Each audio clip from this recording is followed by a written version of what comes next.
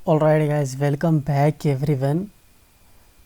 आज हम जो है जेके पुलिस का जो पेपर रिसेंटली हुआ है वुमेन बॉर्डर बटालियन के लिए 2022 के अंदर, इसी को हम डिस्कस करेंगे।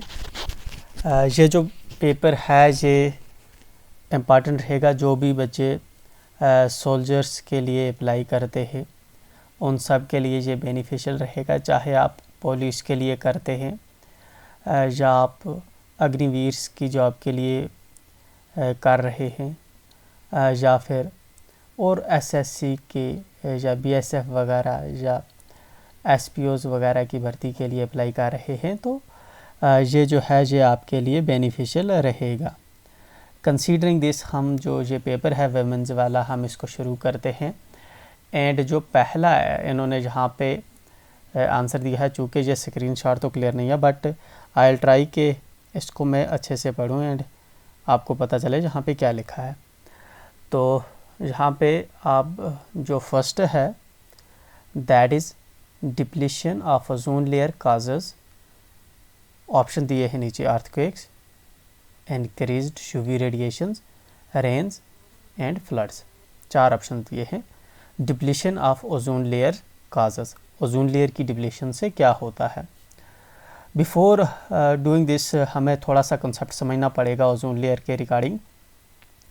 सपोज ये हमारी अर्थ है, अर्थ इस तरह से गोल है एंड अर्थ के साथ कुछ हवा जो है कुछ डिस्टेंस तक, लगभग 400 किलोमीटर तक हवा जो है इस तरह से अर्थ को सराउंड करके रखी है, जिसको हम एटमॉस्फेयर कहते हैं। तो अब लेकिन ये जो एटमॉस्फेयर है या हवा है, इसके अंदर भी जो लेयर्स हैं, मतलब डिफरेंट किस्म की तय बनी हुई है। तो 4 मेजर लेयर्स हैं जहाँ पे भी, 1 इस तरह, 2 इस तरह, 3, फिर ऊपर बच गया 4। अब जो सबसे नीचे वाली है इसको हम कहते हैं ट्रोपोस्फीयर। ट्रोपोस्फीयर। जो सेकंड लेयर है इसको हम कहते हैं स्ट्रेटोस्फीयर। स्ट्रेटोस्फीयर। जो थर्ड लेयर है इसको हम कहते हैं मीजोस्फीयर। जो फोर्थ लेयर है इसको हम कहते हैं आयनोस्फीयर। एंड उसके बाद होती है ये भी, जो आयनोस्फीयर और जो फोर्थ वाली एक ही बनती है, इसको कहते हैं एक्सोस्फीयर। एक्सोस्फीयर। एंड देन उसके बाद स्पेस ऐसे शुरू होती है, फिर सूरज होता है, दूध। तो इस तरह से रहता है हमारा एटमॉस्फेयर, इस तरह से। अब इसके अंदर जो सेकंड लेयर हमने डिस्कस की, ये वाली, दिस वन, जो अर्थ की सेकंड लेयर है, फर्स्ट नहीं सेकंड लेयर, इसके अंदर एक किस्म की गैस पाई जाती है जिसको कहते हैं ओजोन। ये ओजोन क्या करती है बेसिकली, जब भी जो हमारा सूरज है, तो इस सूरज से बहुत सी हार्मफुल रेज निकलती है, हार्मफुल रेज। इन रेज को हम यूवी रेज कहते हैं। ये हार्मफुल रेज जो यूवी रेज होती है ये निकलती हैं सूरज से, लेकिन जब ये ज़मीन पे आने की कोशिश करती है तो सेकंड जो एटमॉस्फेयर की लेयर है जिसको स्ट्रेटोस्फेयर कहते हैं, उसके अंदर एक लेयर है ओजोन गैस की। तो ओजोन लेयर क्या करती है, इन हार्मफुल रेज को यहीं पे रोक लेती है, इनको नीचे ज़मीन पे नहीं आने देती। अगर ये ज़मीन पे आ जाएंगी तो ये ह्यूमन लाइफ को काफ़ी डैमेज करेंगी, या वेजिटेशन दूसरी जो है उसको ज़्यादा डैमेज करेंगी। तो यहाँ इसको ज़मीन पे नहीं आने देती, तो ओजोन लेयर जो है यूवी रेज को रोकने का काम करती है। अब डिप्लीशन का मतलब होता है ओजोन लेयर किसी चीज़ का ख़त्म होना। अगर यहाँ पे ओजोन लेयर डिप्लीट होती है तो इट सिंपली मीन्स के ओजोन लेयर जो है वो ख़त्म हो रही है। तो यही इसने क्वेश्चन पूछा है कि अगर ओजोन लेयर ख़त्म हो रही है तो इसकी वजह से क्या हो सकता है। And we are going back to our answer. Okay, तो जैसा कि हमने एक्सप्लेन कर दिया, जो ओजोन लेयर है इसका काम होता है यूवी रेज को ज़मीन पे आने से रोकना। जो जहरीली रेज के निकलती सूरज से, अगर इसको डिप्लीट हो जाएगी ओजोन लेयर तो वो रेज ईजिली ज़मीन पे आ जाएंगी। दैट मीन्स यूवी रेज जो हैं, यूवी रेडिएशन इंक्रीज हो सकती हैं। तो बी आंसर, इसका बी आंसर रहेगा। Twinkling of stars is due to optical phenomena. Twinkling of star किस फिनोमेना से होता है? जो ट्विंकलिंग ऑफ स्टार है ये होता है रिफ्रैक्शन के फिनोमेना से, ठीक है। लाइट के जो हैं ऑप्टिकल फिनोमेना हमें बहुत से होते हैं, जिस तरह है रिफ्लेक्शन। रिफ्लेक्शन से फॉर एग्जांपल हमारे पास कोई सरफेस है या शीशा है, जिस तरह से इस पे हम इस तरह से अगर लाइट लगाएंगे तो ये लाइट इससे टकराती है, फिर ऐसे वापस आती है। इसको कहते हैं रिफ्लेक्शन का फिनोमेना। इसके बाद दूसरा फिनोमेना होता है रिफ्रैक्शन का। रिफ्रैक्शन का फिनोमेना होता है फॉर एग्जांपल हमारे पास एक ट्रांसपेरेंट ग्लास स्लैब है।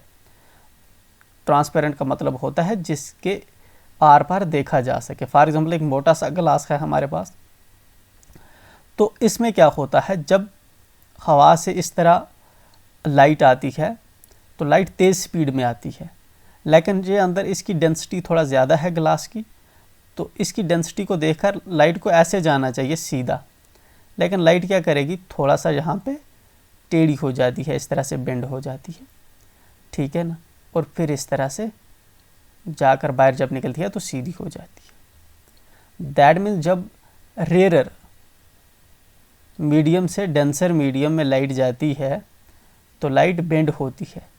इसका यह मतलब हुआ कि जो डेंसर मीडिया है, जिसके अंदर जो पार्टिकल्स हैं ज़रे आपस में साथ साथ चिपके हुए हैं, उसके अंदर अगर लाइट पास करेगी तो लाइट की स्पीड कम हो जाती है।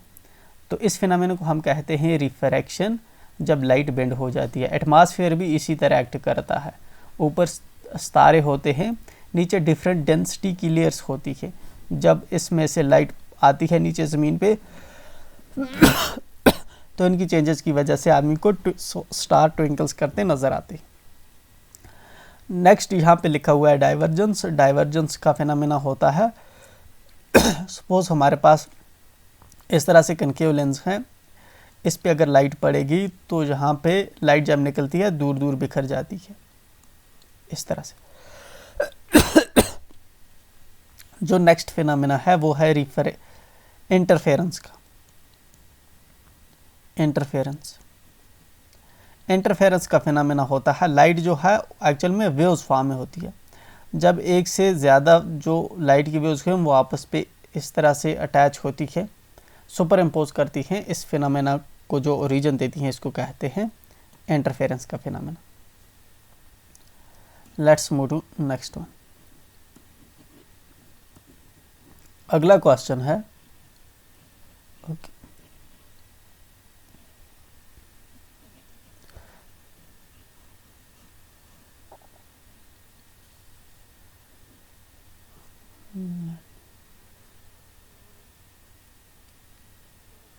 ओके सो नेक्स्ट क्वेश्चन है dash dash is used in thermal power plants.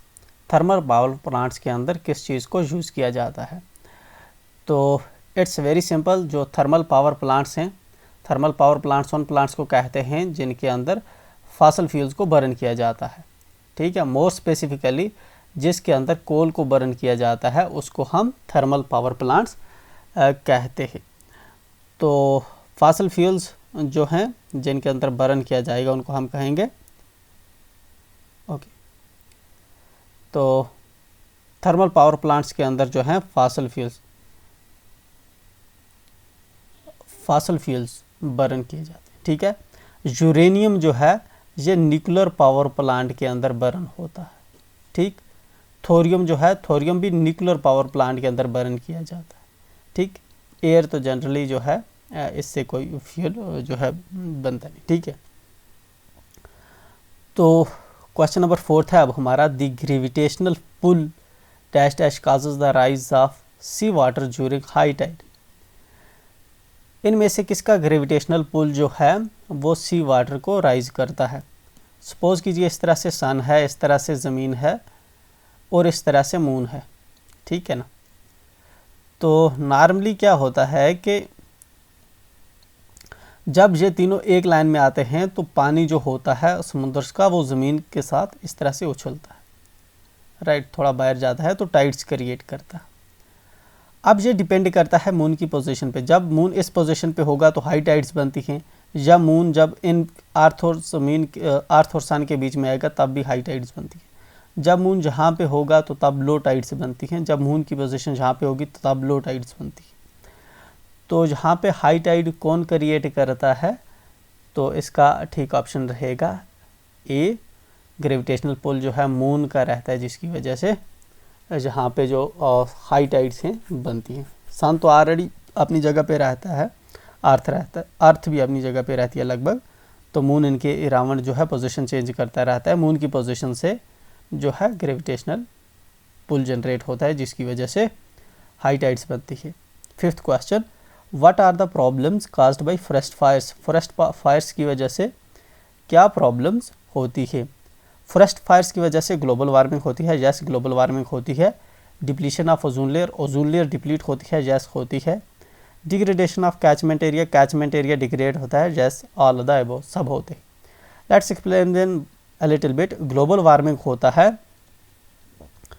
कि पूरा जो ग्लोब है इसका जो एवरेज टेम्परेचर है वो उसका बढ़ना, इसको कहते हैं ग्लोबल वार्मिंग, ठीक है।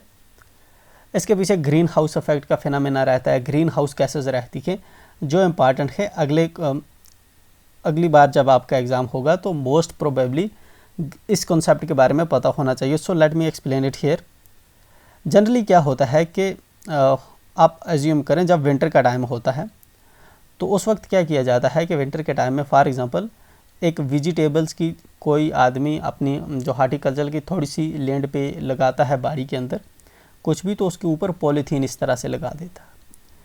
पॉलीथीन विंटर के अंदर क्या करती है सब्ज़ी को कि जब ऊपर से गर्मी आती है तो जब अंदर दिन को गर्मी रहती है, जब शाम का टाइम होता है तो ईज़िली ये गर्मी को जहाँ से बाहर नहीं निकलने देती पॉलीथीन।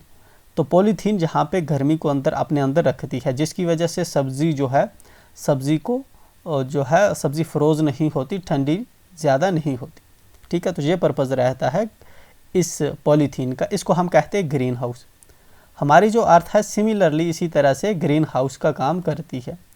तो अर्थ के अंदर इस पॉलीथीन का काम कौन करता है? जहाँ पे एटमॉस्फेयर जो है हमारा, ठीक है ना, अर्थ को बाहर एटमॉस्फेयर ने सराउंड कर रखा है, मतलब एयर, एटमॉस्फेयर का मतलब है एयर, जो एयर है उसने सराउंड करके रखा है। अब इस एयर के अंदर बहुत सी गैसेस होती हैं, जो मोस्ट इम्पॉर्टेंट है कार्बन डाइऑक्साइड और मीथेन CH4 और वाटर वेपर्स H2O और नाइट्रस ऑक्साइड्स। ये वाली कुछ ऐसी गैसेस हैं जो एटमॉस्फेयर के अंदर प्रेजेंट हैं। इनका ये काम रहता है जब ऊपर से गर्म रेज आती हैं सूरज से तो ये अपने अंदर इनको एब्जॉर्ब करके रखती हैं, पकड़ के रखती हैं। जब रात का टाइम होता है सूरज तो नहीं होता, बट यही गैसेस जो है धीरे धीरे इस गर्म की रेज को रेडिएट करती रहती हैं, जिसकी वजह से अर्थ पे जो टेम्परेचर है वो नॉर्मली मेंटेन रहता है। अगर ये गैसेस ऐसा ना करें तो रात का टेम्परेचर -1000 डिग्री तक गिर सकता है और सारे लोग ख़त्म हो सकते हैं, ठीक है। लेकिन अगर यही टेम्परेचर ऑप्टिमम रहे तो ठीक है, लेकिन अगर यही टेम्परेचर जो गैसेस यहाँ पे बढ़ा के रखती हैं ज़मीन पे, अगर ये धीरे धीरे ऊपर बढ़ता जाए तो इसकी वजह से प्रॉब्लम्स भी होती हैं। जिस तरह से सैलाब आते हैं, आग लगती है, ठीक है ना, जो फसलें होती हैं वो तबाह हो जाती हैं, ठीक है, ड्रॉप्स पड़ते हैं, फमाइन्स पड़ते हैं इसकी वजह से। तो ग्लोबल वार्मिंग मतलब ग्रीन हाउस जो है, ग्लोब का एक ऑप्टिमम टेम्परेचर होना तो ज़रूरी है लगभग 14 डिग्री सेल्सियस, लेकिन उससे ऊपर जब बढ़ना शुरू होता है तो उसकी वजह से सभी जगह पे प्रॉब्लम्स होती है। तो डिप्लीशन ऑफ ओजोन लेयर को तो हमने डिस्कस कर दिया है। इसकी वजह से फॉरेस्ट फायर्स की वजह से बहुत सी गैसेस निकलती हैं, जिसकी वजह से ओजोन डिप्लीट होता है।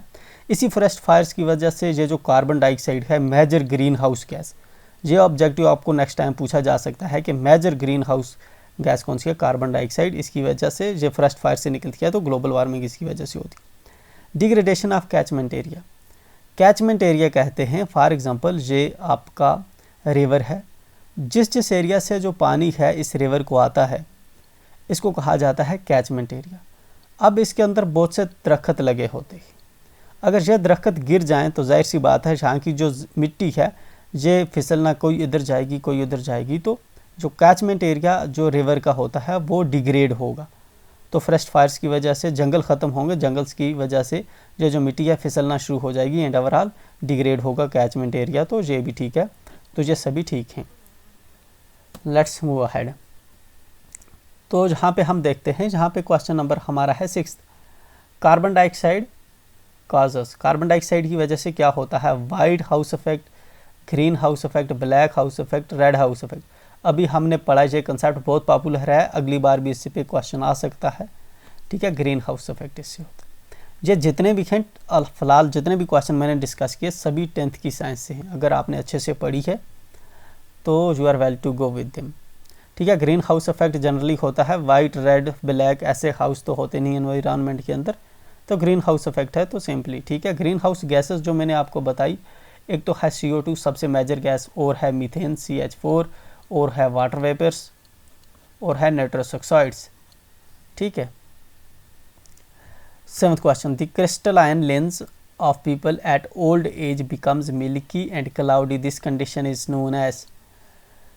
तो ओल्ड एज के अंदर ऐसी बीमारी जिसके अंदर आंखें जो होती हैं थोड़ी सी धुंधली सी हो जाती हैं, इस बीमारी को क्या कहा जाता है, इस कंडीशन को कैटरैक्ट की बीमारी कहा जाता है, ठीक है। जहाँ पे कुछ और टर्म्स हैं जो भी आपको जानना ज़रूरी है, नेक्स्ट टाइम आपसे पूछी जा सकती हैं, ठीक है। जो 10th के अंदर 2nd चैप्टर है, I and the world, I think उसका नाम है, उससे ली गई है। मायोपिया का मतलब होता है short sightedness, short sightedness, short sightedness. इसका जो मतलब हुआ कि यहाँ पे जो नज़दीक की चीज़ें होती हैं वो दिखती हैं, जो दूर की चीज़ें होती हैं वो नहीं दिखती, ठीक है ना। दूसरा है हाइपरमेट्रोपिया। हाइपरमेट्रोपिया डिजीज़ के अंदर क्या होता है कि नज़दीक की चीज़ें नहीं दिखती और जो दूर की चीज़ें होती हैं वो दिखती हैं, राइट। यहाँ पे 3rd जो आँखों की डिजीज़ है ये है presbyopia. Presbyopia generally old age की वजह से होता है, ठीक है। इसकी वजह से नॉर्मली नज़दीक या दूर की दोनों जो विजन है लगभग कमज़ोर हो जाती है, ना नज़दीक की चीज़ें अच्छे से दिखती हैं ना दूर की चीज़ें अच्छे से दिख पाती हैं। तो प्रेसबायोपिया जो है जनरली ओल्ड एज, जब लोग 65 ईयर्स के अबो हो जाते हैं तब ये डिजीज़ उनके अंदर देखने को मिलती है, ठीक। Question number 8, in which of the following light travels faster. ये सेम कंसेप्ट रिपीट किया जा रहा है, इसी कंसेप्ट पे ऊपर भी क्वेश्चन आया रिफ्रैक्शन वाला। वहाँ पे मैंने कहा था ऐसा मटेरियल जिसके अंदर जो ज़रे हैं, जिन पार्टिकल हैं, अगर वो करीब करीब हैं तो उसको हम कहते हैं denser material, denser material. Light इसमें से हमेशा स्लो पास होती है। ऐसा मटेरियल जिसके जो अपने ज़रे हैं वो दूर दूर हैं तो इससे लाइट ईज़िली फास्टर पास होती है, इसको हम कहते हैं रेयर मटेरियल, RAR, ठीक है। तो जहाँ पे हम देखेंगे लाइट फास्ट ट्रेवल उसमें करेगी जिसके अपने ज़रे दूर दूर होंगे। तो एयर के जहाँ पे ज़रे दूर दूर होते हैं तो एयर में पास होगी, ऑयल के इससे घने होते हैं, पेपर के उससे भी घने होते हैं, वाटर के जो है वाटर के भी घने रहते हैं एयर से। तो हमारे यहाँ फास्ट पास सबसे एयर में होगी। जनरली सबसे अगर फास्टेस्ट जो पास होती है वो होती है वैक्यूम में, क्योंकि वैक्यूम के अंदर खाली जगह, उसके अंदर कोई ज़रे नहीं होते जो लाइट को रोकते हैं, ठीक है। उसके बाद एयर में पास होती है फास्टर, बाकी इन मटेरियल्स में थोड़ा आस्ता होगी as compare to air. Next है unit of electric power may also be expressed as. Electric power का जो यूनिट है उसको हम वोल्ट एम्पेयर में जो है एक्सप्रेस कर सकते हैं। Dash dash F is symbol of, F किसका सिंबल होता है, आयरन का, ठीक है। एल्युमिनियम का सिंबल होता है Al, कॉपर का सिंबल होता है Cg, ओके। तो इस तरह से जो और इम्पॉर्टेंट है, कार्बन का होता है C, ऑक्सीजन का होता है O2, हाइड्रोजन का होता है H, ठीक है ना। इस तरह से और जो है नाइट्रोजन रहता है इस तरह से, ठीक। वाटर का होता है H2O, ये लगभग आपको पता होने चाहिए, ठीक है। कॉमन साल्ट का होता है जो नमक हम घर में यूज़ करते हैं उसका होता है NaCl, ठीक। तो ये चीज़ें आपको थोड़ा पता होनी चाहिए। Let's move ahead. One cell thick vessels are called, one cells thick vessels are called. देखिए जो हमारी रगें होती हैं वो इस तरह से बड़ी बड़ी होती है, लेकिन इन रगों के बाद कुछ ऐसे हमारे जो फ्लैश होता है या मीट होता है जिसके अंदर हमें जनरली नहीं दिखता कि इसके अंदर भी आगे वेसल्स हैं, ठीक है ना, बट वहाँ पे वेसल्स होती हैं छोटी छोटी जो ब्लड को वहाँ तक पहुँचाती हैं, ठीक। तो ये सिंगल सेल्ड होती है, सिंगल सेल्ड जो हमें दिखती नहीं, ठीक है, वेसल्स होती हैं, इनको हम कहते हैं capillaries. Okay, the chlorophyll in photosynthesis is used for, chlorophyll photosynthesis के अंदर किस लिए यूज़ होती है? मॉइस्चर क्रिएट करने के लिए नहीं होती, वाटर को ब्रेक डाउन करने के लिए नहीं होती, रिडक्शन ऑफ कार्बन डाइऑक्साइड नहीं होता, एब्जॉर्बिंग ऑफ लाइट होता है, ठीक है। जहाँ पे ये है फोटोसिंथेसिस की इक्वेशन। फोटोसिंथेसिस किस तरह से होता है? फॉर एग्जांपल, जब आपका कार्बन डाइऑक्साइड मिलता है वाटर के साथ, किसकी प्रेजेंस में? क्लोरोफिल की प्रेजेंस, क्लोरोफिल प्लस सनलाइट, इन दो की प्रेजेंट में जब मिलता है तो क्या देता है? C6H12O6 plus O2। फिर यही वाला जो ऑक्सीजन है इसको ह्यूमन इनहेल करते हैं, ठीक है ना। ऑक्सीजन कार्बन डाइऑक्साइड जो है ये ह्यूमन एक्सहेल करते हैं, ह्यूमन छोड़ते हैं, ठीक है ना। जो अंदर हवा हमारी ज़रूरत जो रहती है वो O2 रहती है, ऑक्सीजन, ठीक। तो फोटोसिंथेसिस की इक्वेशन लगभग आपको पता होनी चाहिए। The theory of evolution was given by, evolution की थ्योरी किसने दी थी? ये दी है चार्ल्स डार्विन ने, ठीक, मोस्ट पॉपुलर है। The bile juice is secreted by, bile juice कौन सिक्रेट करता है? बाइल जूस सिक्रेट करता है liver. Let's go to next. तो फिलहाल आज के लिए इतना ही, 3 ही स्लाइड मैंने बनाई थी, दैट्स इट फॉर नाउ, बाकी नेक्स्ट में बनाएंगे। Thank you.